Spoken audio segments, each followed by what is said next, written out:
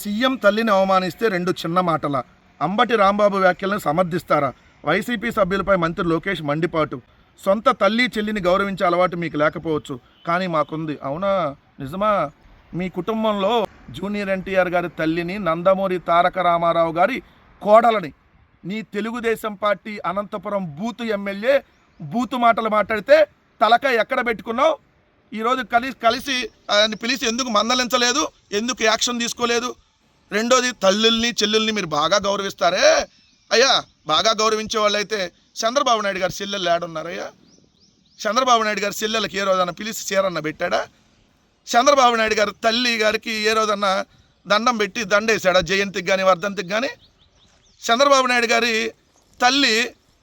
తల్లి గారికి చనిపోయినటువంటి రోజు ఎప్పుడన్నా మీకు గుర్తుందా? ఖర్జూరపు నాయుడు గారి వర్ధంతి ఎప్పుడో తెలుసా మీకు? ఖర్జూరపు నాయుడు గారికి దండేసావు ఎప్పుడన్నా నువ్వు? కనీసం పూలు వేసి నివాళులు అర్పించావా? తల్లిని బాగా గౌరవిస్తారు కదా మీరు. మీ నాన్న ఎప్పుడన్నా దండేసి దండం పెట్టాడా? మాట్లాడటానికి సిగ్గుండాలి. మీ గ్రంథాలయ సంస్థ గుంటూరు జిల్లా చైర్మన్ వందనమో బొందనమో నాకైతే ఆ పేరు తెలియదు కరెక్ట్గా.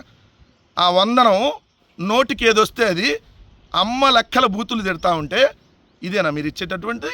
అప్పుడు రాంబాబు గారు ఒక మాట జారాడు, అయినా క్షమాపణ చెప్పారు. మీలాగా నా అమ్మని తిట్టారు, నా పిల్లాన్ని తిట్టారు అని రోజు ఆడవట్లేదు కదా. సిగ్గుండాలి అసెంబ్లీలో ఇదే.